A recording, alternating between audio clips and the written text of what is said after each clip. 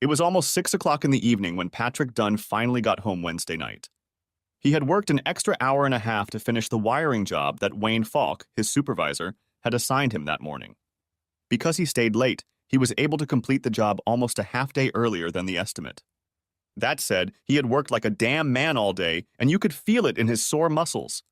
It was almost a good thing that his wife Glenda had left that morning for 3 days of seminars in Columbus. He had originally offered to take the day off and accompany her on the trip, but she had kept him on his toes by reminding him that the two of them would be taking a cruise during spring break. They had tickets, and he had already booked a vacation for the trip. The tickets were displayed prominently on the middle shelf of the china cabinet so that they could be seen by looking into the dining room. Patrick was a little surprised that there was no message on the answering machine saying that she had arrived all right. She had decided to make the 3-hour trip rather than take one of the commuter planes, which wouldn't have been unreasonable either. If he remembered correctly, check-in started at 7 p.m., so he decided to give her a quick call and hit the speed dial button on their wall phone that connected him to her cell phone. It only rang twice before she answered. "I was just about to call you, Patrick. You must have read my mind."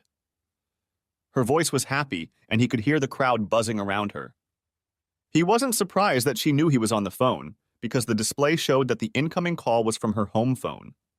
"You know I've always been able to read your mind, darling. So you've obviously gotten there safely. How's the traffic situation? I hope you still have fenders on your car?" He chuckled loudly, knowing her first response would be to defend her driving skills. He imagined the look of annoyance on her pretty face and realized that if they were face to face, she would stick her tongue out to let him know what she thought of his question. The fact that it was early January and there might be a little snowfall worried him a little. If she'd gone by car, he'd be happy if she'd gone by plane. He was relieved that she had answered so quickly. She laughed and replied, "Of course, everything is safe and sound. The trip here went without incident. Traffic was light and I found the Sheraton Hotel with no problem. That map you printed off the internet was very helpful, dear. You know I'll do anything to help you, dear. Nothing is too good for my Glenda, as I always say. I spoke to my boss this morning and he happily agreed to give me the day off so I could join you." "No, you're not coming here," she replied quickly, her voice going an octave higher. After hesitating for a few seconds, she continued more calmly. "We've talked about this before, Patrick. You know I want to wait until spring break so we can go on a trip together." "Yeah, I know. I'm just pulling your chain, Glenda. I haven't talked to them about any time off." That was what he was going to answer, even before she flatly rejected the idea, but it bothered him that she was so firm in her response. "I'll stay home like a good boy and do as I'm told." He laughed, as it was not in his nature to let her get her way so easily. He noticed the relief in her voice when she said, "Glad to hear it, Patrick. It's just going to be a boring few days, and I've already picked out a full schedule of seminars to attend. While we're here, we wouldn't have time to do anything together. You said I must be reading your mind, Glenda. Did you want to talk to me about something?" "Oh, I'm glad you reminded me. I can't find my traveling bag. You know, the one with the sewing kit, lint remover, and other things in it. I was sure I packed it. Could you check in the bedroom to see if I left it there? Maybe it's in the trunk of the car if you don't see it there." "Sure, babe." "Wait a minute. I'll pick up the cordless phone in the bedroom." He put the receiver on the counter and quickly headed upstairs to their bedroom.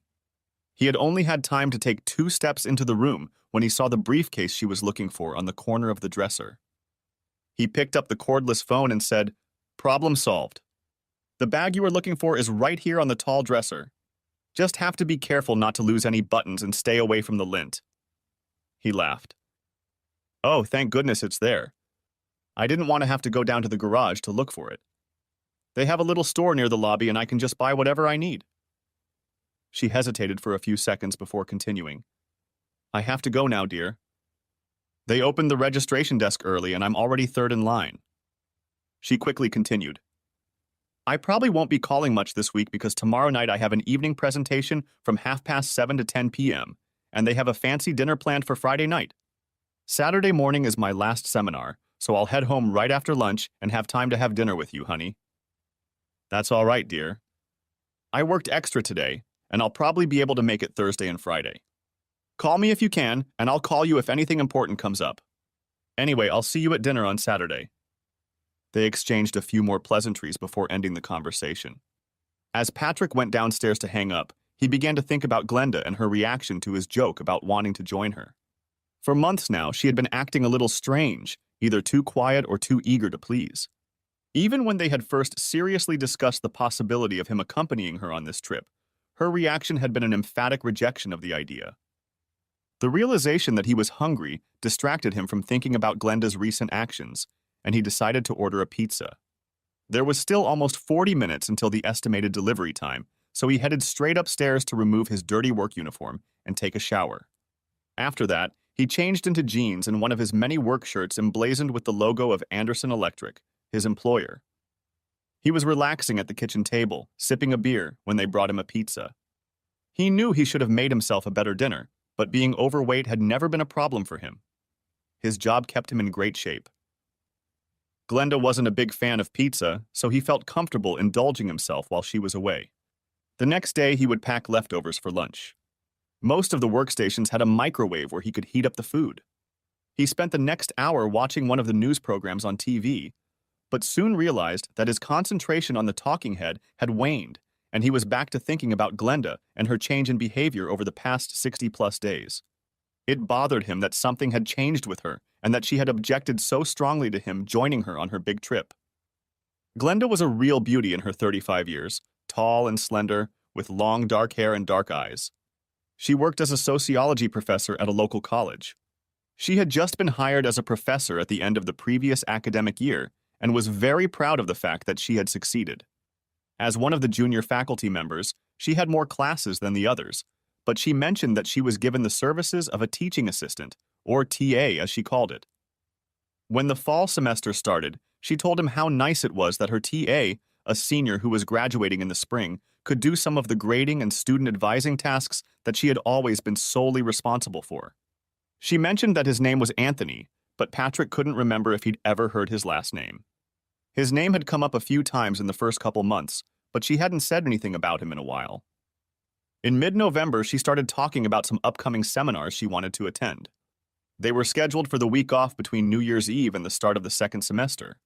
It was considered professional development, and the college was paying most of the cost. At first, when he had suggested she go with him, she had raised no objections. However, after 2 weeks, she decided she didn't want him to go with her and suggested a trip during spring break instead. Reluctantly, he agreed to her emphatic decision. There was little talk of seminars at Christmas, and they enjoyed the holiday, spending it with family and friends. He noticed that she had received several large envelopes with registration and training materials, and that her registration had been quickly sent back. She seemed eager to travel, and had even started packing her suitcase a couple days before New Year's Eve. She had always been organized, and this was not unusual for her.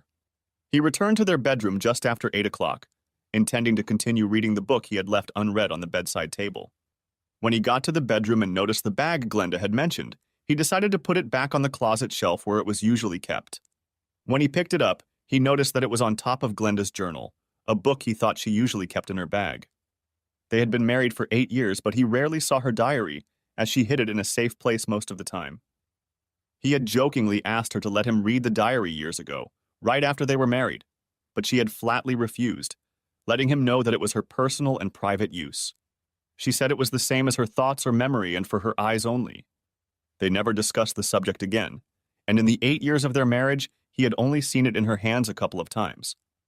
Both times it had caught her by surprise, and as soon as she saw it, she closed the book and snapped the little lock, effectively locking it away. Patrick suspected that she did her journal entries while in her office at the college, though she could have done it at home while he was at work. Their schedules didn't match, and she was usually home when he left and back by the time he finished his shift.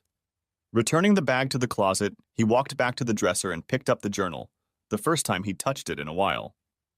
The book was 6 inches by 8 inches and an inch thick.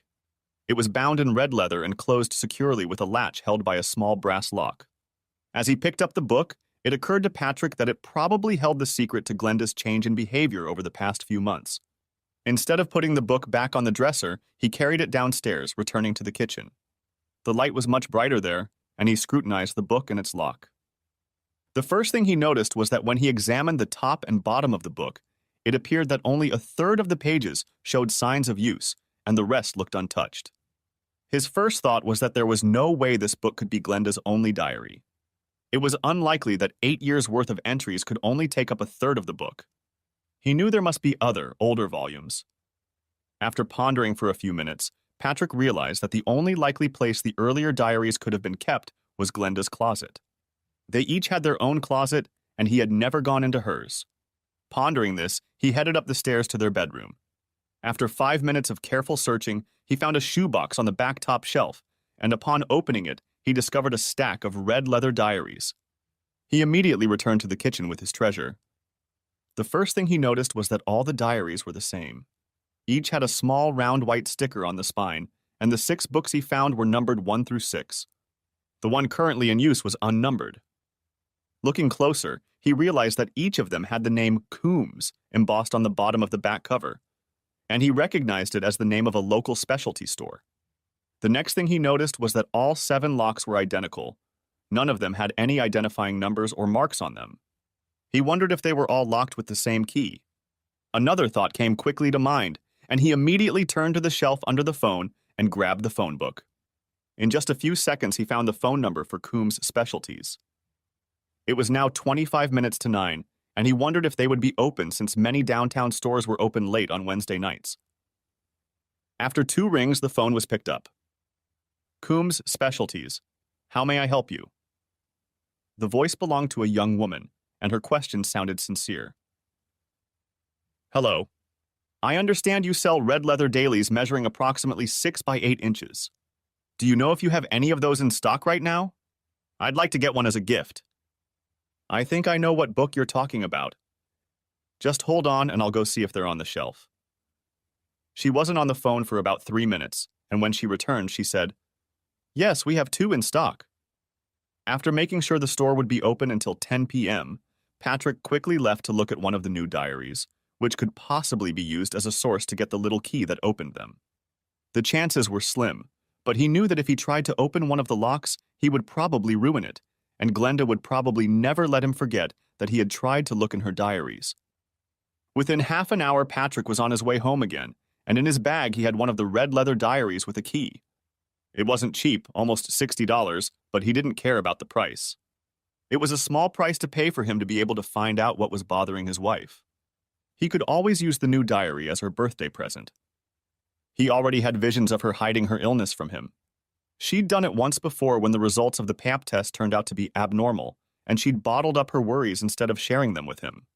It didn't end up being a big deal, but he couldn't help but know that she had a mammogram in the fall. Another thing he thought might have caused her concern was the infighting that was going on among the college faculty. He knew that if she had a problem with a coworker, she would never tell him about it. Glenda believed that she should handle her own problems and make her own decisions when it came to her job. Of course, there was another possibility. He made a conscious effort to ignore her, but she kept prying into his thoughts. What if she was having an affair? Like any gullible husband, he couldn't bring himself to admit the thought, and instead focused on other possible explanations. In some ways, they were an unlikely pair. He was an inch shorter than her, with blonde, neatly trimmed hair and blue eyes. He was muscular and she was tall and slender. They had known each other since high school and had even dated a couple times. After high school, they had gone their separate ways, with Patrick becoming an apprentice electrician and Glenda going to college and graduate school. They met by chance in their final year of college when they were both invited to a mutual friend's birthday party. They hit it off immediately and married a month after she graduated. By then, he was already working as a master electrician and had a small house for which he had recently made a down payment. That house had been their home for the first 5 years, but with Glenda now earning a good salary and Patrick working full-time, they decided to move to a larger house. They had already discussed having a baby, or maybe 2, and decided that by the end of the school year, Glenda would stop using the birth control pills she had been taking throughout their marriage. Back home, Patrick wasn't 100% sure that the key to the new journal he'd bought would fit the locks of the journals he'd found. The key, kept in a small brown envelope in the box that held the diary, seemed very small to him. He began to think that perhaps he should have just asked the salesman if all the locks had the same key. He had already decided that if the key didn't fit, he would forget the whole endeavor. If each lock was locked with a different key, He wasn't going to waste time searching the house for Glenda's hidden stash of diary keys. Anyway, 5 minutes after he walked through the door, he was sitting at the kitchen table with a stack of diaries and an open can of Coke in front of him. The small key was in his right hand, and he was looking at the seventh diary, the one with Glenda's last entries. He knew that if he tried to use that key and it worked, there would be no turning back. He would open her diary and read what she had made clear was meant to be left for her alone. He sat like that for a few minutes, trying to decide if he wanted to cross that line. He worried that somehow he'd accidentally let her know he'd been peeking, and she'd never trust him again. Eventually, concern for her health and the constant unspoken question in the back of his mind prompted him to pick the lock. The key fit precisely, turned smoothly, and the lock opened with a click. In a few seconds, the book was in his possession, and he opened it to the last page Glenda had used. At the top of the page was the date of the previous day, and about 3/4 of the page had been used. He quickly began to read the neat handwriting written on the page. It took about a minute to read the lines, and by the time he had finished, his face had turned pale, lost all expression, and his eyes had taken on that glint that tears create. He slowly stood up, picked up the can of Coke, and walked over to the kitchen sink. Standing there and staring blankly out the kitchen window, he slowly squeezed the can of Coke, not noticing that the drink soon began to overflow the open can and run down his arm into the sink. Eventually, he did notice his wet and sticky hand, dropped the crushed can into the sink, and washed his fingers clean of the grime. Wiping his hands with a paper towel, he picked up the stack of diaries along with his key and slowly made his way to the living room. He placed the stack of books on the end table next to the recliner, turned on the lamp hanging above it, and sat down in his favorite chair. As he made himself comfortable, he picked up the unnumbered 7th journal and opened it to the first page. He had a very clear idea of how the story would end. Now he needed to know how it had begun. The page he had read had forever changed his view of his perfect wife and their perfect life together. He needed to find out the details of how it happened, and he hoped the diary would help him do that. Instead of reading the events in reverse order, he chose to read them chronologically. For a while, he thought about going straight to the Sheraton Hotel, going up to room 412 and dealing with his wife. But he quickly decided that would probably be a surefire losing proposition. Either he'd get into a traffic accident rushing there, or he wouldn't be able to hold his own if he got there in one piece. The only option would have been to call her, but he was afraid he'd break down hearing her voice, and he was too much of a man to break down like that. The first page was dated early June, just over 6 months ago. He began reading it, carefully searching for anything that might have anything to do with the devastating information Glenda had written on the last page. None of the entries pertaining to the summer months contained anything that could help him understand his wife and the plans she was making. There were a few mentions of being content with her life, her husband, and how her career had progressed since she'd been hired. Everything he read should have made him feel happy and proud and confident in his marriage, but he knew how the story would end when he reached the last page. That knowledge spoiled all the good things he was reading. In early September, Glenda finally made an entry in her diary that had something to do with what Patrick was looking for. He leaned back in his chair and reread the relevant part of the entry twice. The 8th of September. Dear Diary, my new assistant dropped by my office today. He is a little taller than me, maybe an inch or so, has black hair, dark eyes, and a short beard, rather unshaven. He introduced himself as Anthony Romano, and he reminds me of someone, maybe a movie star. He left me a printout of his grades, and he seems to have good qualifications. Patrick began reading the diary more carefully, looking for any other mention of Anthony Romano, the teaching assistant. There was nothing in the next 2 entries, which contained only thoughts about her classes and how they were going. She seemed to be quite content, although perhaps a little nervous about how she would handle one of the larger classes she had. It had over 100 students, and she wondered how she would handle that many. The 15th of September. Dear Diary, Anthony is now helping me with my large class. He answers students' questions when I am busy preparing materials for lecture. I have noticed that my female students seem to be partial to him. I heard 2 of them discussing him as they left the classroom and mentioned that he looked a lot like Leonardo DiCaprio. That must be why he seemed familiar to me. As he continued to read, the mentions of Anthony Romano became more and more frequent. He read even more carefully now, pausing at times to reread certain passages. The 20th of September. Classes are going on as usual. A few students have dropped out, I think they thought the course was too difficult for them. I have noticed that when I lecture, Anthony takes a seat in one of the front rows, where he seems to spend all his time watching me. I'll have to give him more work. The 24th of September. I had about 3 free hours this afternoon and was working on a reading assignment when Anthony dropped by my office.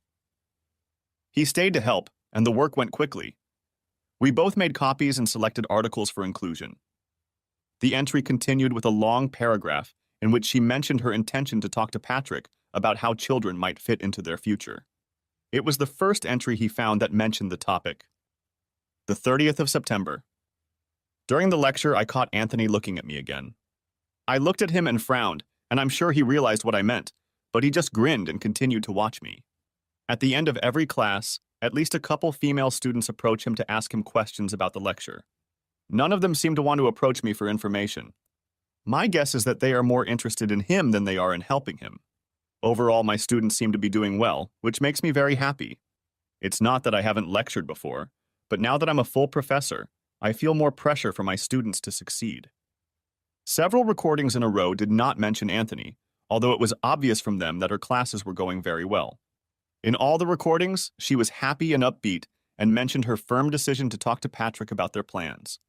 He remembered that it had been some time in the fall when they had first talked at length about their shared desire to have at least one child.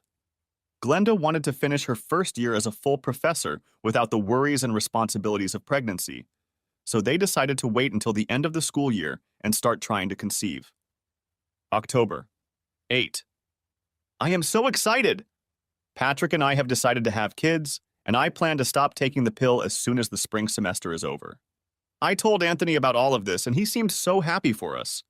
We were in my office, and he walked over to where I was sitting at my desk, took my hand and lifted me to my feet, and then hugged me very tightly. He took me by surprise, and when he seemed reluctant to let me go, I had to gently push him away and remind him that my office door was open and anyone could walk by. The 10th of October.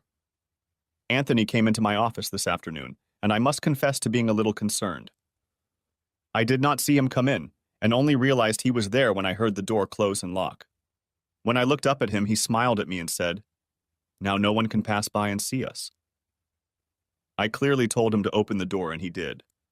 He stayed for about 15 minutes and then finally left. Now I wonder what he meant to say when he locked the door. The 11th of October. I was preparing questions for a test paper for my freshman year when Anthony came over to see me today. He stayed to help, and it really made the work easier. He apologized for closing the door yesterday, and I told him it was okay. When I asked why he was so interested in me, he said that he enjoyed the company of mature women much more than girls his age. I told him that I was happily married, but I must admit that I found his words very flattering. The thought that he could potentially be more interested in me than some of the younger women at our college excites me so much that I find it amazing. The 13th of October. I expected Anthony to stop by my office today, but he didn't. I was a little disappointed as I wanted to talk to him some more about what he said about being interested in mature women. The 15th of October. There were a lot of students in my office today when Anthony came in. I was hoping he would stick around until the last one left, but he was gone when I finished discussing essay topics with the last group. The 16th of October. Today I finally got a chance to talk to Anthony. He asked if I could close the door so we wouldn't be disturbed, and I agreed. I was able to ask him about why he finds mature women more interesting, and he told me that his first experience was with a 40-year-old widow who lived in his neighborhood. He claims that girls his age don't know what they want themselves, not like mature women. I wanted to show him that I wasn't mad at him. He turned and walked out of my office without saying anything. I realize now that I should have condemned what he did and told him again that I was a happily married woman. But I didn't, and now every time I let my mind wander, I relive that moment. Patrick was disturbed by this entry because it showed him that while Anthony was constantly overreacting, Glenda was not reacting the way he thought she should. He left the book open on the chair and went to get a new can of Coke. Soon he was back in the chair with the book in his hands, ready to continue reading about the apparent seduction of his wife. The 20th of October. Late this afternoon, just before I was about to leave the office to go home, Anthony appeared at the door and asked if I was busy. As soon as I replied that I wasn't, he walked in and closed the door behind him. He completely ignored my request to open the door and headed straight for me. He took my hands in his and told me that he had been thinking about me constantly for the past 4 days. He said he wanted another kiss, a longer one. I told him that I was not a widow looking for a lover and that it was not appropriate for him to pursue me in this way. He said he understood, but asked me again, saying it would be in honor of his birthday. I thought it would be the easiest way to get rid of him and agreed, which I now regret. I didn't know what to say and apologized for not having a birthday card to give him. He smiled and said it was okay. His birthday was in July. I should have been angry at him for tricking me, but I could only laugh at his ploy to get me to kiss him. He thanked me for the wonderful kiss and walked out of the office. I don't know what's wrong with him, but I'm afraid he might get to me. I will have to be more careful with him in the future. Anthony was not mentioned in the next 3 entries. Glenda was busy correcting a small test she had given to her largest class and checking the essays her students had sent in. Patrick thought it odd that Anthony didn't participate in these 2 assignments, but there was no hint in the journal entries as to why he didn't. The 30th of October. For the first time, I am at a loss how to tell you about my life. Probably the only thing I can do is to describe what happened today. I don't know how I'm going to handle Patrick when he gets home, as I'm afraid he might look at me and realize what happened. It all started when Anthony walked into my office this afternoon. I was busy reading and didn't hear him come in, and he surprised me with his cheery, "Hi." When I looked up, he was already closing and locking my office door. Somehow I didn't say a word to him about it. As he approached my desk, he reached over and took my shoulders and pulled me to him. He didn't let me say a word. I felt so ashamed. There's no excuse for not putting an end to it the moment it started, but it was like he turned on a switch in me. As soon as I realized what he was doing, I pushed him away. All he did was smile and say, "Don't even try to suggest that you didn't like it." I didn't say anything back, and he said, "I knew it." When I finally regained the power of speech, I asked him to leave. He smiled slyly and said I'd see you tomorrow. I realize that I'm not handling the situation with Anthony properly. He's making my life so difficult, and I'm sure he knows it. Maybe I should talk to Patrick about it, but I know he won't be too happy with the way I've let things develop. Worst of all, I think about Anthony from time to time. The entire entry for the day consisted of a description of how Anthony felt about his wife, and as he reread it for the 3rd time, Patrick realized that he was once again angry enough to lose control of himself if Anthony were in front of him. Until that moment, he had never considered himself capable of extreme cruelty. The 2nd of November.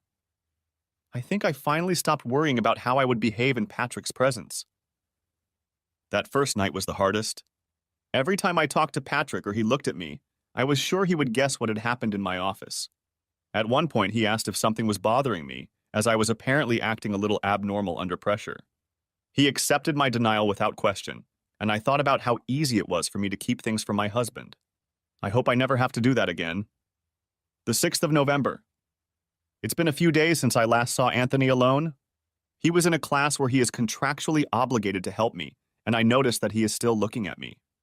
When he catches my gaze, he smirks, and I know I blushed the first couple times it happened. I find myself wondering how I'll act the next time he shows up in my office alone. The 8th of November. Anthony came into my office this afternoon, but there were several other students already there. I happened to look up as he turned to leave, and he kissed me and then smirked. I'm sure the other students didn't notice it since they were standing with their backs to him, but I wish he had been more attentive to my position. Just after the new year, I received an invitation to attend a seminar series in Columbus. It looks interesting, and I think I'll attend if I can. I ordered an information packet. The 9th of November. Yesterday was another day that will be very difficult to write about. I am again very unhappy with Anthony's behavior and my own, and I wonder how it will all end if I don't do something about it soon.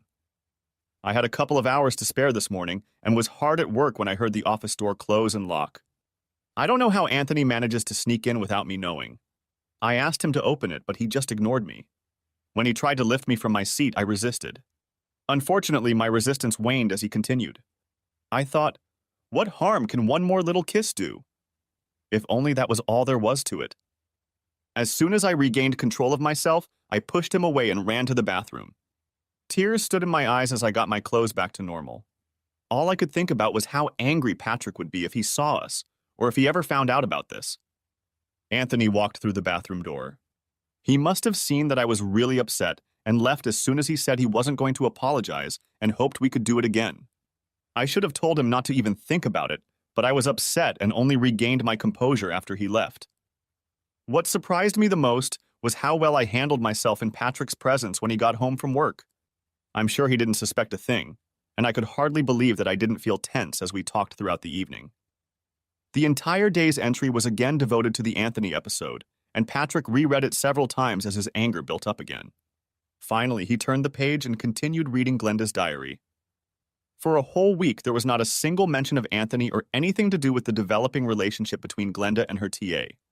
Moreover, Patrick noticed a certain sense of satisfaction in her entries. The 17th of November. God, I just don't know what's happening to me. Anthony has taken hold of me in ways I never imagined. I don't know if it's his rough exterior or some flaw in me, but I just can't hold my own around him. This afternoon, he came into my office and sat on the corner of my desk. I told him we would have to talk about what happened the last time he was here, and he quickly agreed. He just watched me and smiled as I told him how wrong it was that we were somehow connected. I reminded him that I was happily married and that my position as a professor could be jeopardized if anyone found out what we had done. As I spoke, he only nodded and smiled at me. When I finished speaking, I leaned back in my chair, confident that he understood my position. Despite my reasonable approach and confidence that the situation was resolved, I detected strange behavior from him. After a few minutes, which seemed like several minutes but actually lasted only seconds and 40, he asked me if I wanted to lock the door or if he should do it. I couldn't find my voice, and after waiting only a few seconds, he got up, closed, and locked the door to my office. Walking back to my desk, he invited me to join him on the small leather couch in front of the bookcase. I can't find the words to explain why I agreed to his request. An hour later, he thanked me and left. We've entered dangerous territory, and I just don't know what to do about it. A big part of me wants to terminate his employment as my assistant, but another part of me says we didn't do anything that bad. I can never tell Patrick about this, and thankfully there's no chance he'll ever find out. My office is on the 4th floor, not facing the street so no one can see us. Hopefully my emotions will be back to normal before I go home to Patrick. Patrick had a hard time reading this post as it was obvious that the situation had escalated quickly. He already felt that he definitely didn't know his wife as well as he thought he did, and had already decided to read all of her diaries, no matter how long it took. He went back and reread 2 pages again. When he finished, he looked up and casually noticed that it was already 2 in the morning. He knew there were many more pages to go, but there was no way he could put the book aside. Before he started reading again, he called the Anderson Electric office and left a message on the answering machine saying that he would be free the next day for personal reasons. He had not yet made a final decision on what he would do, but he knew that his life had already changed forever. Where there had once been love and dreams of the future, there was now only cold emptiness and growing anger. He went into the bathroom to drink the last can of Coke before continuing to work on his journal, and then went back into the living room to get a new one. He wasn't tired and didn't think the caffeine in the soft drink was keeping him awake.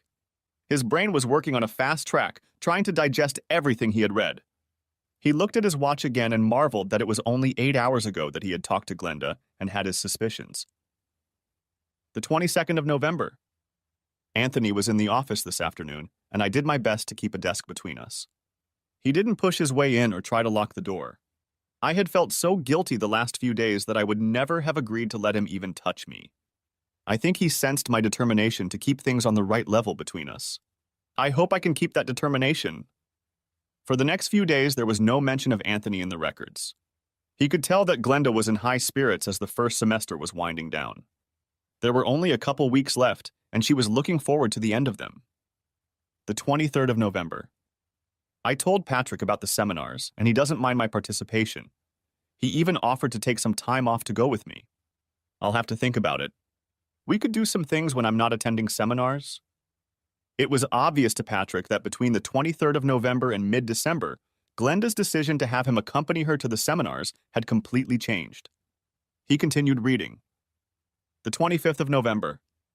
Anthony was in the office this afternoon asking if he could come over to my house. I clearly answered him that this was not going to happen. He was particularly interested to know if Patrick was working out of town at night. His next idea was to visit him at the house on 2nd Avenue that he shared with 3 other students. When I told him there was no way I was going to do that, he replied that I could always call him if I changed my mind. His name and number were in the phone book. Except for trying to convince me to meet him outside of college, he was on his usual behavior. I told him about the seminars I planned to attend, and he seemed quite interested in them. I told him they were for faculty only, but he only smiled.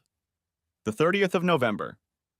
Yesterday was another day that will be very difficult for me to tell you about. It seems to me that I have lost my way altogether. Last night I hardly slept at all, and even Patrick seemed to realize that something was wrong. I wish I could explain to him what's on my mind, but it's just not possible. I've dreamt about Anthony several times in the last couple days. I have no affection for him, but I just can't get over him and the things we did together. What is wrong with me that I can't stop him from doing this? I just stood there and watched him close and lock the door. I couldn't even imagine saying no to him. The whole time we were on the couch, my mind was telling me to stop. When he left, I closed the door and started to get dressed, crying. How could I let this happen? I spent the rest of the day at my desk with the door locked, alternately crying and thinking, trying to figure out how this happened. Maybe I should see a therapist. Although Patrick could see that there was genuine regret and anguish in Glenda's words, he could find no justification as to why it had happened, an act in which she had obviously participated willingly. The more he read, the darker his heart became, and the words he read had an extremely negative effect on his usually generous and happy personality. In the Patrick who appeared none of his friends, relatives, or even Glenda would recognize him. The 3rd of December. Anthony stopped me in the hall this morning and asked me if I would reconsider meeting him at the house he was sharing. He said he wanted to spend a few hours with me in a real bed. I told him to forget it, that I would never consider meeting him, especially in a place where I could be seen. I reminded him again about my husband and career. When he seemed resigned to my words, he quietly made another suggestion to me. He asked if he could accompany me to the seminars in January. He had seen my brochure from the Sheraton Hotel where the group was staying and said that for a group of sociology professors, all seats would be taken. He said he was willing to pay for his own room if I agreed to spend nights with him. I told him to forget it. Before he left, he smiled at me and told me I should think about it. I didn't say anything back to him, but the thought was already lodged in my head. What is wrong with me? Patrick had to take a break as the anger he felt at the two of them began to boil over. He paced back and forth across the living room a few times before heading to the kitchen for another can of Coke. He was tempted to have a few beers, but decided to keep a clear head. He was at a point where he already knew what he wanted to do, but he didn't have a plan, and he knew he would have to make a proper plan. He went back to the living room and opened his journal. The 7th of December. Anthony stopped by my office this morning for a moment to say goodbye. He is going to fly home for Christmas after his exam tomorrow. He wanted to know if he should come back early to go to the seminar with me. He said he knew I was considering that possibility. To distract him, I told him to call me in a few days, that I hadn't made a decision yet. He smiled and said he would call me in a couple days at my office. The 8th of December. Today I told Patrick that I wanted him to stay home while I went to a seminar, that we could go on a cruise during spring break. We had talked about a cruise in the past, so the idea wasn't a new one. He wasn't too happy about it, but eventually agreed to stay home. I feel so guilty for lying to him about this trip. I haven't decided to take Anthony with me yet, but I probably want to keep that option open. Since then, I've thought back to our little affair on the couch in my office many times. I can't understand why I think about it. I am so happy with Patrick and our life together. I've never thought of Anthony any other way than as just a partner. There's definitely no love here. It would be nice to spend some unhurried time with him, as he is definitely an experienced lover. I wonder if he'll call me or give up the idea. The 12th of December. Anthony called me at the office this morning. He still wants me to take him to Columbus with me. He suggested that I call them and book 2 adjoining rooms so no one would see us go into the same room. His idea of me calling him my brother and booking a room in his name sounds foolproof. He said he'll call me again tomorrow to see if I've done everything, and if so, he'll call them to put the room on his credit card. Now I have to decide if I'm going to consciously plan to cheat on Patrick. The 14th of December. Anthony called again today. Apparently he tried to call me yesterday, but I wasn't in the office. I did call and made the appointment he suggested. I felt so bad doing it. We were given numbers 412 and 414. He is going to call today and put number 414 on his visa. He seems excited about it. I can't say I'm really excited, but I think I'm looking forward to it. Anthony will be leaving at the end of the spring semester, and he is no longer in the TA program. I hope I won't be tempted to meet him again after our 3 nights at the Sheraton. I don't know what it is about Anthony that turns me on so much. There have been plenty of handsome men in the past who have looked at me, but I've never been tempted. I think he's the kind of guy who naturally knows how to push all the right buttons. At least I think he is. God, I hope Patrick never finds out about this. It would kill him. He doesn't deserve that at all. There were several entries in the rest of December, but only one of them mentioned Anthony or the plan he and Glenda had made to spend 3 nights at the Sheraton. Apparently, he called her home 2 days after Christmas. The 28th of December. Yesterday, Anthony called me at home. I was shocked to hear his voice, but at the same time grateful that Patrick had to work. Anthony said he was prepared for a man to pick up the phone, and in case he did, he would ask for a girl named Veronica. He said he just wanted to make sure I would still agree to it, since he would have to fly back for New Year's Eve if he was going to go with me. I told him I was going to take him with me, and he was very excited. I tried to talk about it calmly, but deep down I had to admit I was excited too. I really expected this to help me get rid of him. Before Patrick and I had gotten married, I had never spent even 2 nights in a row with the same man. I thought about it, and maybe that's why I decided to go along with Anthony's suggestion that we spend that time together.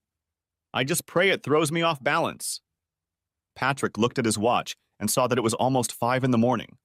He knew that the next entry was the one he read first, right after he opened the diary. He had almost finished the last book of Glenda's diaries, but he had already decided he had to read them all. Even though from what he had read, it was clear that she had never cheated on him, he needed to know for sure. He wanted to know if there was anyone else he could take his anger out on. He already knew he had a lot to do today, so without finishing the last page, he went back to the kitchen to make coffee. There would be time to sleep later. With a cup of fresh coffee in hand, he returned to the living room to reread the last page of the book. The 3rd of January. Well, tomorrow is a big day. I'm leaving for 3 days of seminars and 3 nights with Anthony. I'll pick him up before I leave town, and I'll probably drop him off at his house on the way back.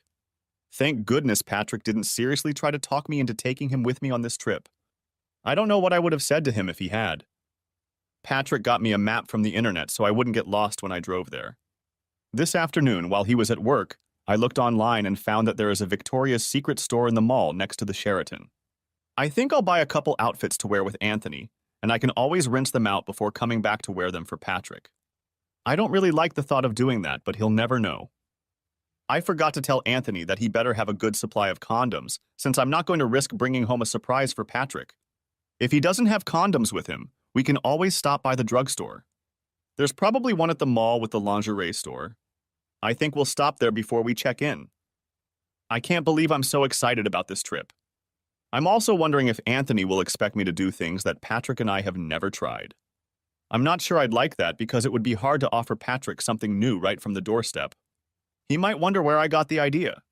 Maybe if that happens, I'll save what I learned for our cruise because you can always say I'm just adventurous. I've already started packing and I hope Patrick doesn't find it suspicious. The last thing I want is for him to suspect anything. I just read all my thoughts for the day and wondered if I could really go through with it. What happened in my office was very spontaneous. If Anthony and I are going to spend even 1 night together on this trip, it will have been planned in advance. There's no way I can justify it, even to myself, as a momentary weakness. I guess I could still tell Anthony that I refuse and pay for his room and travel expenses. That's probably not a problem now, though. I'm already getting wet just thinking about it. Patrick finished his 7th journal and sat sipping his coffee, going over in his mind all the details he had read in the previous 9 hours. Sitting down, he began to formulate a plan that he could work on for the next 3 days. He had already made up his mind that he was done with his marriage. Even if she reneged on her agreement with Anthony, he would never be able to trust her again. Even the thought of forgiving her seemed hopeless. Hours passed, and he could feel his love for Glenda fading away, while at the same time his hatred for Anthony grew exponentially. Shortly before noon, Patrick got up from his computer and went to get a cordless phone. Taking it out, he sat down at the computer again and dialed the number on the screen. Pearsall Investigations. How can I help you? The woman who answered the phone spoke in a very businesslike manner, and Patrick noticed it immediately. Do you handle divorces? Patrick wasn't sure what to call the work he wanted to do, but assumed it usually involved divorces. If you mean do we get pictures of cheating spouses and things like that, the answer is yes. Would you like to talk to the investigator? The woman's professional manner gave her away, and Patrick now felt comfortable. Yes, I'd like to talk to someone. It's the kind of work I'd like to do. The phone switched to a soft rock station, and Patrick waited nearly 30 seconds before the investigator answered the call. This is John Pearsall speaking. I understand you're looking for divorce evidence. How can I help you? The man's voice was very businesslike, and Patrick immediately set about telling him his story. I believe my wife is having an affair with a man at the Sheraton Hotel near the airport. I was wondering if you would be able to provide me with photographic evidence and how much it would cost. Patrick wasn't sure exactly what he needed to know or how exactly he could convey his request. The Sheraton, you say? We can definitely handle that. Is this happening now? What kind of timeline are we talking about? Patrick made himself comfortable and said, My wife is there now. She's staying until Saturday morning. She's staying in room 412, and the man she's seeing is in 414. They're adjoining rooms. They were there last night as well, but I didn't decide what I was going to do until this morning. My wife is attending a series of seminars, and the guy she's dating came with her. He wondered if the investigator would understand this unintended double meaning. John Pearsall must have caught the joke, for he chuckled before saying, I need a few more details, and I'd like to know what kind of surveillance you want. First, could you give me their names and descriptions? Patrick described his wife and offered to email a picture if necessary. He had found the firm through the website, but didn't want to waste time emailing. He also gave Anthony's full name and gave him a vague description from his wife's diary. It's pretty simple, Mr. Dunn. We can install cameras in their rooms this afternoon and leave them there until the weekend after they check out. It will only take a few minutes to install the equipment, and I just checked my data on the Sheraton. We have an acquaintance who will let us into the rooms for a flat rate per entry. Unless you are going to require us to keep an eye on them, there is no hourly charge for our services. I think a flat fee of $800 will suit you if you only want photographic evidence. You said cameras. Wouldn't it be a lot cheaper to use just one? I only need confirmation that they were together. In fact, I'd like to check them out just tonight. If there are pictures that prove they spent the night together, I'd like to have them by late tomorrow evening. Patrick hadn't thought about the details and what it would take and didn't know what to ask. We don't know which room they will use, so we will have to install cameras in both. The cost is reasonable considering the high-quality equipment we use and the expense we incur. If we pay a maintenance man to let us into those two rooms twice, once to install the equipment and once to remove it, it will cost us $100. I'm sorry, I didn't think. I've never had to do this before. I assume you want an upfront payment. I'll make the payment by credit card on your website, if that's okay with you. Patrick was determined to set things up. The man he was dealing with sounded like a professional, and he didn't feel like going all the way out of his way to meet him in person. With the help of the website, everything will be fine. When you fill out the form, include the case number 1372A. That will help our accountants not get confused. As soon as I receive your payment, I'll head out to install the cameras. We'll create a DVD of the footage from the cameras. I'll need your name and address to forward them. It seemed simple to Patrick, but having the DVD mailed to him wouldn't do much good. Could you keep the DVD in your possession until I contact you? Right now I need pictures to prove that they're really out there dating. I don't need anything explicit, just pictures that make it clear they are having an affair. You can email them to me tomorrow and I'll print them out here. You're the boss, Mr. Dunn. I can easily take pictures from the video stream. The DVD can stay in your file until you request it. Patrick provided his phone number and made a credit card payment while they were still talking to each other. After confirming the payment, the investigator promised to start installing the cameras right away. Satisfied with his arrangement with the private investigator, Patrick finally succumbed to sleep deprivation. He stretched out on the couch and soon fell asleep. By late afternoon, he woke up somewhat refreshed, but definitely hungry. After eating a warmed-up pizza, he returned to his chair, opened the first of the 6 completed diaries, and began to read. Things went much faster now because he didn't reread anything and didn't spend much time thinking about the content. He had just finished the first volume and stood up to stretch his legs when he received a phone call from Glenda just before 10 o'clock in the evening. He felt surprisingly comfortable talking to her. Neither of them had hinted to each other that they had secrets. As he hung up, he wondered if it was as easy for her to hide her intentions as it was for him. Now that he had his plans worked out, it was simple for him to do whatever was necessary. As he pondered this, he wondered if he would ever feel like a normal person again. Before he started the second volume, he checked his plans one more time. He had more details to take care of on Friday, specifically visiting his bank and arranging finances. He had already called Anderson Electric and quit his job, and the last check was due sometime the next day. It was past 1 o'clock in the morning when he finally finished the second volume. It took him much longer to read the second book than the first, because he realized that it was quite possible, even likely, that while he was sitting there reading, Glenda was in bed with Anthony at the Sheraton Hotel. His thoughts turned now and then from the written pages to the exciting erotic scenes generated by his imagination. By this time, Patrick was very tired and decided to sleep a few more hours if he could. He knew he wouldn't be able to sleep in the bed he and Glenda always shared, so he stretched out on the couch again. Surprisingly, he managed to doze off and eventually woke up at 7 in the morning, feeling rested. After a quick breakfast, he resumed reading, starting at the beginning of the third volume. By noon, he had finished the third and fourth volumes and was able to put the diaries aside to complete all the to-dos on his list. The first thing he did was stop by Anderson Electric to pick up his last check and clear out his locker. The owner of the company, Gus Anderson, was trying to convince him to change his mind as he hated to lose his best employee. When Patrick explained a little about his situation, Gus realized that his pleas were going nowhere and reluctantly shook Patrick's hand, wishing him the best. He managed to get Patrick to promise to return to Anderson Electric in the future if possible. The trip to the bank took a little longer as he had a lot more paperwork to do. When he was finally able to leave, the cloth bag contained more than $20,000, the entire amount he had been able to withdraw from joint and personal accounts. He had hoped for more, but additional funds would require Glenda's signature. The money he was able to withdraw was just to meet his immediate needs.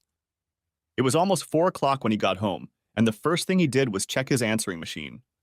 There was a message from Pearsall Investigations, and pulling himself together, he dialed the direct line number to John Pearsall.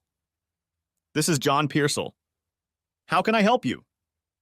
"This is Patrick Dunn taking your call. Were you able to set up the cameras and have you gotten any results?" "Ah, yes, Mr. Dunn. We were able to set up cameras in both rooms yesterday afternoon, and I received the results just after noon today. Both rooms were vacant when we were there, so it was a very quick in-and-out operation." Patrick hesitated for a moment before asking, Was there anything special on the tapes?" He was almost holding his breath, waiting for John Pearsall's answer. "Well, Patrick, this isn't easy for me to say, but your suspicions have been confirmed. I'm sure we'll have all the evidence you'll need to file for divorce." The two of them spent the night in your wife's room and had sexual relations on several occasions. "I have transferred the video files to DVD, and you will have them whenever you want them. You mentioned that you would like 3 frames from the videotape, and I am willing to email them to you if you still want them." Those words from John brought tears to Patrick's eyes, much to his own surprise. Despite everything he had read, knowing that he had visual confirmation somehow took the whole situation from possible fiction to actual fact. "Yes, please send me the pictures." "Thank you very much, Mr. Pearsall. If everything is fully paid for, I believe our business is complete." "Yes, your payment has covered the bill in full." "Are you sure you are all right? Your voice sounds a little different than it did yesterday. I know situations like this often lead to a lot of emotional pain, and frankly, I'm a little concerned." Patrick regained control of his emotions, but you could definitely hear a note of concern in his voice when he said, "I'm fine, thank you. I'll be sure to let you know if I need anything else. I'm sure your attorney will want a copy of that DVD, unless you decide to file for divorce on grounds other than adultery. In any case, we'll keep it for a year or until we get your instructions. You know, many of my clients have told me that psychotherapy can help in situations like this. It's not my expertise, but I realize that an affirmation like the DVD I have here often makes a big difference to the injured party, and that a good therapist can help you through it all. Please don't worry, Mr. Pearsall. I know what I need to do to overcome this. Thank you for your professional help."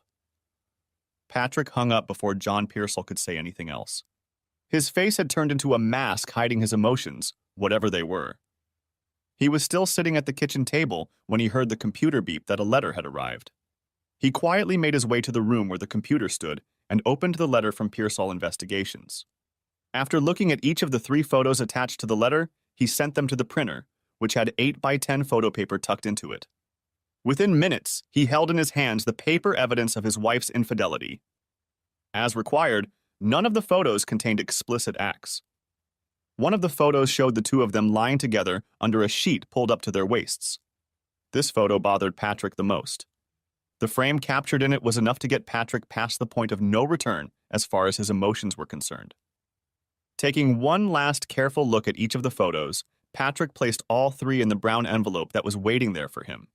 Leaving the envelope on the kitchen table, he returned to the chair he had spent most of the last 2 days in and picked up the 5th diary. Shortly before midnight, Patrick finished the last 2 volumes of Glenda's diaries. As he sat and pondered all 6 volumes, he realized how much Glenda had always conformed to his ideas of her. There were very few surprises within the pages of these 6 books. Nowhere had he read anything that might have led him to think of betrayal. But he had learned many little secrets about her that helped him make sense of situations in their past. He realized that she was more insecure than he had realized, as many of her journal entries testified to how much she lacked self-confidence. But one thing that was still striking was her obvious deep love for him. This made it even harder for Patrick to understand her actions with Anthony. The only surprise he discovered was that their meeting at a birthday party years ago had not been a coincidence. He learned that when someone had mentioned in passing that the guest of honor knew Patrick, Glenda had been excited about the possibility of meeting him again. It was at her request that he had been invited to the party, and the rest was history. Reading the 2 volumes occupied him so much that it was only after finishing them that he realized Glenda had not called, and that he was very hungry.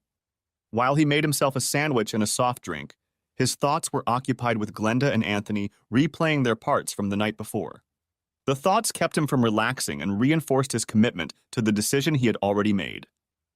Whether it was because of the dinner he ate before stretching out on the couch or the 8x10 pictures of Glenda and Anthony that appeared in his mind every time he closed his eyes, he slept very restlessly that night.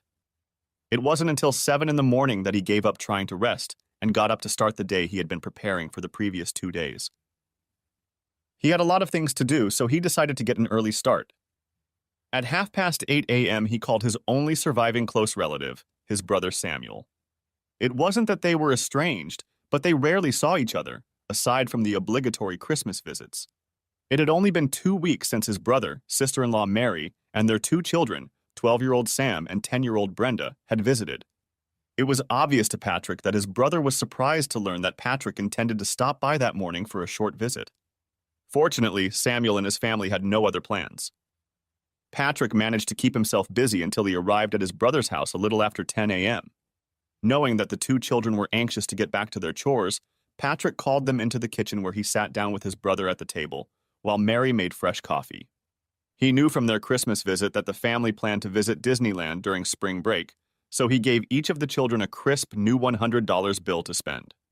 They were thrilled with the gift, thanking and hugging each other generously. "You didn't have to do that, Patrick," Samuel said, "but it was very nice of you to make them so happy. How are you doing? Did you win the Powerball lottery?" Patrick smiled weakly and replied, "No, nothing like that. My luck is certainly nothing to brag about. I just felt generous." The 3 of them sat at the kitchen table with coffee and made small talk. Finally, Mary said, "I guess I don't need to dodge talking about the big plans you and Glenda have. She told me about how the 2 of you are going to start a family. I know you'll enjoy having children around, just as much as we will." Patrick was quiet for a few moments before replying, "She told you that, didn't she? I guess there aren't many things women don't talk to each other about." Before Mary could finish her sentence, Patrick continued, "It's hard to say how our plans will pan out. A lot of things can interfere with decisions like this." He effectively changed the subject by turning to his brother and asking him a couple questions about his work as a restaurant manager. A few minutes after the coffee cups were finished, Patrick got up to leave. "Just in case I don't see you again until next Christmas, I hope you're doing well." He shook his brother's hand quickly, then turned and gave Mary a brief hug. "I'll be thinking of you."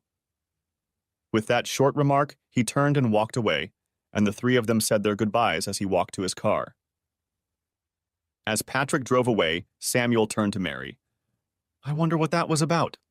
He seemed to be thinking about something, but he didn't seem like he wanted to talk about it. Mary didn't seem to think anything unusual was going on and replied, Patrick is probably just trying to kill time until Glenda gets back from the course she signed up for. I remember her saying she'd be gone until tonight. The two of them, hand in hand, walked back to the house, discussing plans for the rest of the day. Shortly before 6 o'clock in the evening, Glenda Dunn drove up to her house. She was a little surprised to see that Patrick's car was not there and quickly entered the house through the side door to the kitchen. She had rehearsed her first meeting with her husband since coming home and was a little flustered that he wasn't home and only silently answered her call when she entered the kitchen. That she had returned to an empty house was not a surprise to her. In a way, she knew it was a good thing, as it would allow her to unpack and throw the clothes from her suitcase into the washing machine. She was about to take another shower, unsure if the morning shower had completely washed away the last traces of Anthony. As she walked past the kitchen table, she noticed a piece of paper pinned to the center of the table by a salt shaker. Realizing it must be from Patrick, she picked it up. Glenda, Gus called me from his office this morning. He needs an anchor for an urgent job in Centerville, and I've agreed to keep an eye on him. Overtime will be good. I'll be back tomorrow afternoon. Patrick. Glenda was slightly unhappy with the note, though it allowed her to accomplish everything she wanted to do before her first meeting with her husband after the trip. She put the note on the kitchen table and took her bag upstairs to take everything to the washing machine. As she walked up the stairs, she had already decided that she was going to take a nice, long, hot bath instead of a shower. She transferred the things that needed washing to the laundry basket and was already carrying it to the bedroom door when she noticed her journal on the tall dresser. She immediately remembered that she had left it in her emergency bag on Wednesday and picked it up to carry it downstairs. She was relieved to see that the diary was where she had left it and that it was undisturbed. She had intended to update it during the trip, but had been unable to do so after discovering that she had forgotten it. She realized where it was when Patrick told her where the emergency bag was, and she distinctly remembered putting 2 items in there. Patrick had obviously put the bag back on the shelf and left the journal where it was. She decided to update it while she did the laundry, since it was a little early to relax in the tub. While the washing machine removed the last traces of Anthony from her clothes, Glenda made herself a sandwich and a bowl of soup. When she finished her meal, she put the dirty dishes away in the sink and walked over to the phone where she pressed the preset button to call Patrick's cell phone. It rang twice before she realized the ringing sound was coming from the wicker basket on the kitchen table. In the basket, they both kept their keys, cell phones, and sometimes their wallet or change. Hanging up the phone, she walked over to the counter and took Patrick's cell phone from the basket. Damn! How am I supposed to reach you now? It was a purely rhetorical question, and after asking it, she walked back to the kitchen table and placed the day planner in front of her. The small brass key that could be used to open the diary was in her wallet, attached to a piece of red yarn, and she quickly used it to undo the lock. Having removed the lock, she opened the book to the first blank page, took a pen, and began to write. The 7th of January. The most eventful 4 days of my life have just ended, and I hope I can remember everything I wanted to tell you. Some things may not be pleasant to put on paper, but I have to do it. When I picked Anthony up from his house, it was obvious that he was looking forward to it. As we drove, he kept trying to touch me, and I resented him a little for it.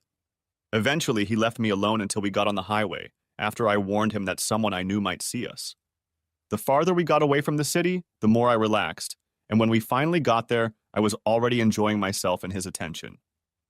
We stopped at the mall before heading to the Sheraton, and while he went to the drugstore, I went to the Victoria's Secret store to pick out some lingerie. He must have run all the way there and back because he joined me in the store before I could buy anything.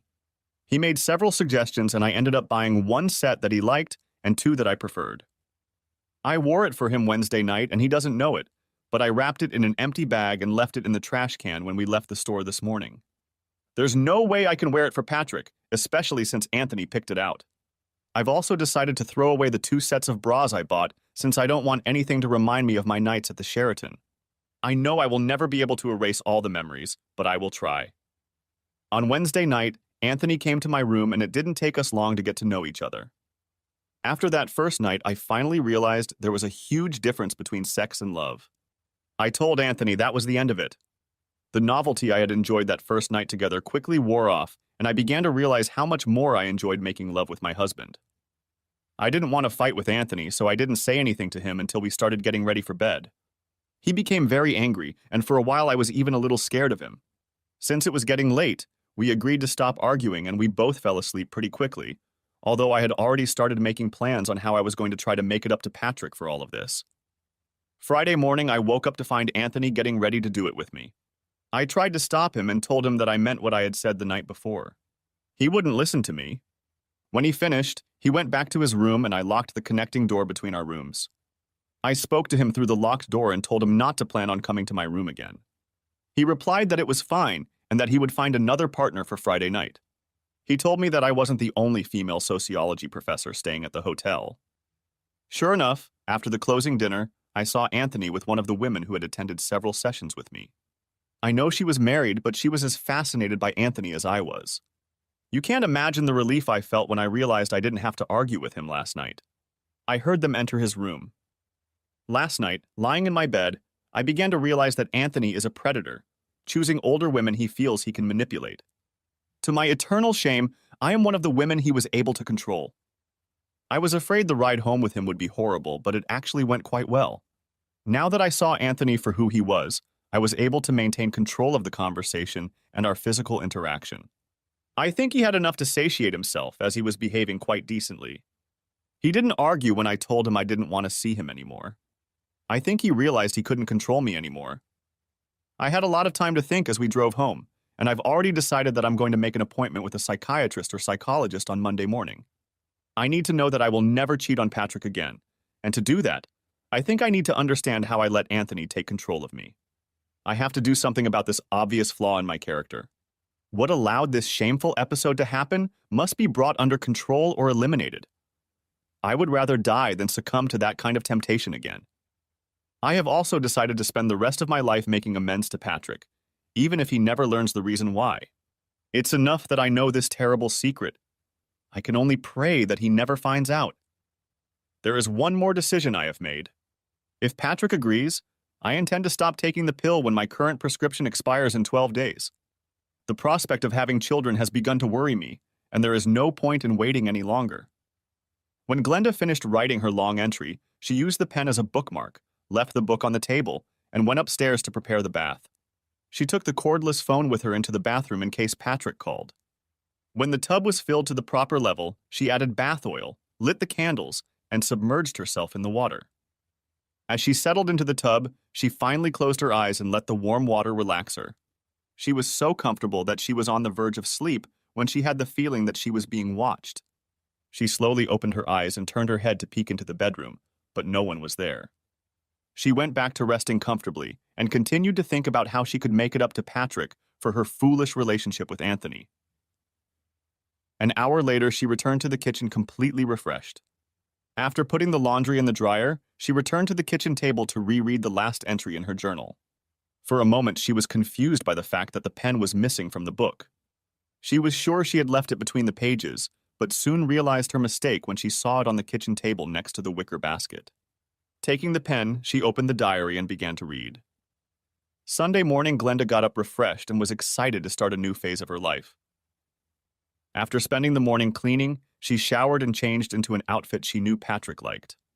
By mid-afternoon, she was relaxing at the kitchen table with a cup of coffee while a large roast was cooking in the oven when she was interrupted by a knock on the side door. She was surprised and alarmed to see two large men standing outside the door. One of them, a young uniformed policeman standing off to the side with his hand on the butt of a holstered pistol. The second man was slightly older, dressed in a suit and coat, and held a police ID in his hand.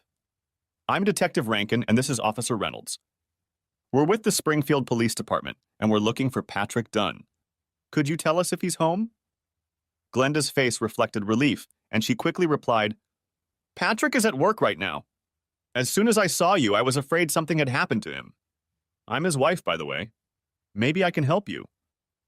The two men exchanged a quick glance, after which the detective said, "Maybe we should go inside." "It's a little chilly in here."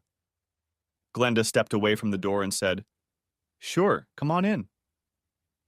She led both men into the kitchen and continued, Why are you looking for Patrick? A look of concern reappeared on her face. Then she asked, He's not hurt, is he? Detective Rankin quickly replied, No, nothing like that. As far as we know, your husband is in perfect health. We just need to talk to him about a case we're working on. Are you sure your husband is at work? Of course I'm sure. She walked over to the counter and picked up the note Patrick had left for her. She held it out to the detective and then continued, You can read his message for yourself. It was waiting for me when I got home from my trip last night. Officer Reynolds positioned himself at the counter from where he could watch the back entrance as well as the entire kitchen. He continued to keep his hand on the butt of his weapon. Detective Rankin handed him a note, and after reading its contents, the officer handed it back to him. Do you mind if I keep this, Mrs. Dunn? When she shook her head, the detective opened the zippered briefcase and placed the note inside. Glenda's curiosity took over, and she nervously asked, Why do you need to talk to Patrick?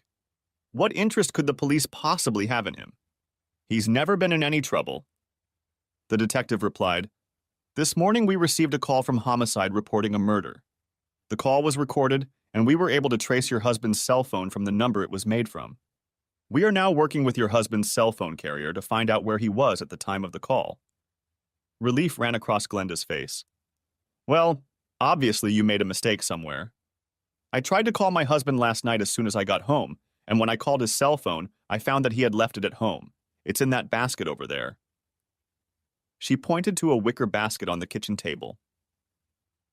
The detective's face was clearly skeptical. Do you mind if I check his cell phone? When he finished speaking, he walked over to the basket, looked at it for a couple moments, then picked it up and returned to the kitchen table with it. I don't see any cell phone here, Mrs. Dunn. Are you sure you're not thinking about some other day than yesterday? Glenda's face reflected shock as she verified that the basket was indeed empty. She quickly walked over to where the basket had been and looked around, even though it was obvious that there was nothing else on the counter. I don't understand. His phone was still there when I tried to call him last night. She shifted her gaze from officer to detective with obvious frustration and concern. Well, I can't explain why the phone wasn't in the basket where you claim it should have been, Mrs. Dunn. Obviously, I have to believe that the call that was traced to your husband's cell phone was actually made from that phone. The detective opened his folder and made a few notes before continuing. Is your husband familiar with Mr. Anthony Romano? Glenda was even more surprised at the mention of that name, and her face lost color for a moment before she replied, I know Anthony Romano, but my husband doesn't know him. Anthony was my assistant last semester. The two men exchanged glances again before the detective said, So your husband had no reason to dislike Mr. Romano? Are you absolutely certain he didn't know him? Glenda began to look panicked as she replied, No, Patrick never met Anthony. The detective took a few more notes before looking up at her and saying, Well, your husband seems to have known Mr. Romano well enough to make the call that reported him murdered. Glenda was so shocked by this statement that she sat down at the table and only then said, Anthony is dead! He was on a trip with me and I just brought him home around 5:30 yesterday afternoon. How can he be dead? Detective Rankin sat down on the opposite end of the table and asked Glenda, What was your relationship with Mr. Romano? Could they have been a reason for your husband's murder? Glenda's face turned white as the detective spoke.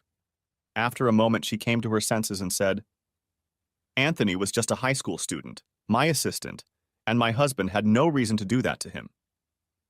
Although she said these words, the tone of her voice was not convincing.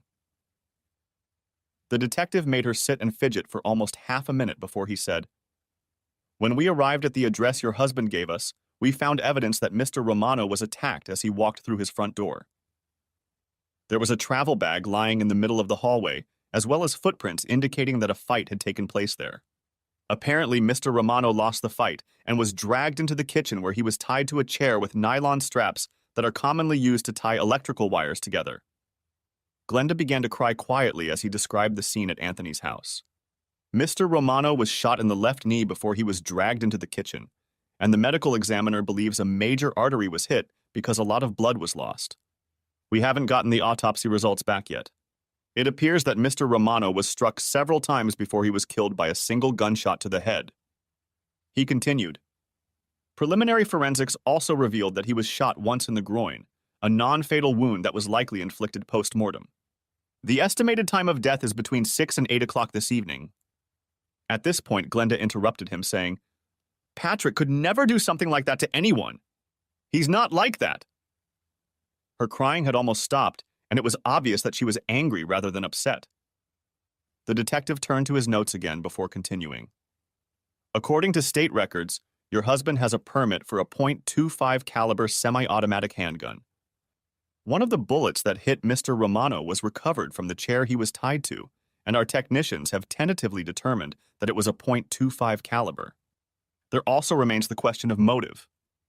Detective Rankin rummaged through his folder and finally pulled out 3 photocopies, which he placed on the table in front of Glenda. These are photocopies of 3 photographs found at the crime scene. Their placement on the table next to Mr. Romano indicates that he was shown the 3 photos before he died. Blood spatter indicates that they were there when the fatal shot was fired. I don't think you've been completely honest with me about your relationship with Anthony Romano or your husband's interest in him. Glenda took the 3 photocopies in her hands and stared at them in shock as the detective spoke.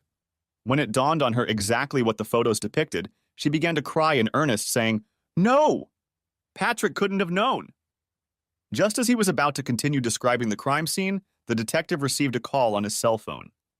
During the 3-minute conversation, he said almost nothing and spent most of the time writing in his notebook.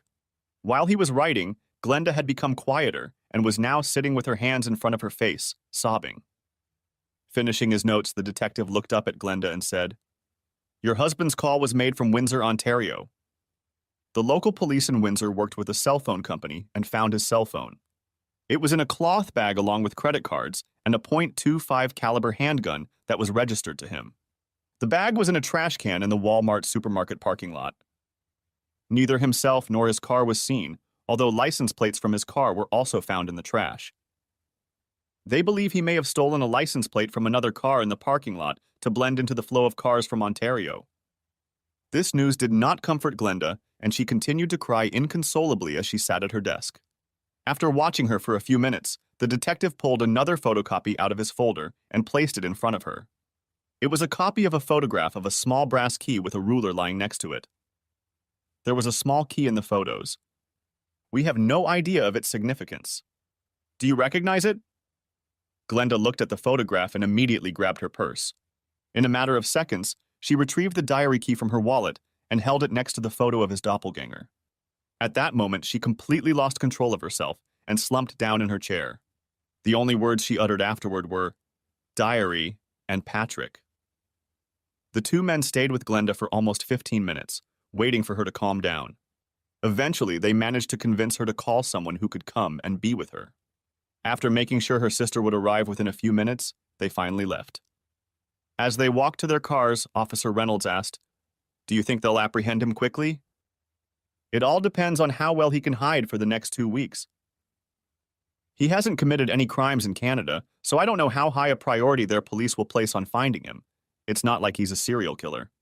If he manages to go undetected, the longer he's on the run, the less chance he has of being caught.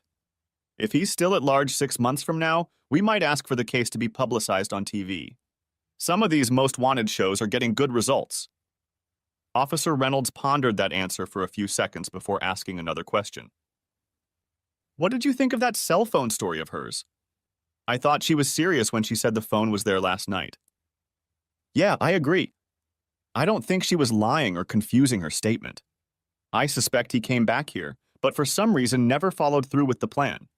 While here, he probably saw his cell phone and decided at that point to take it with him.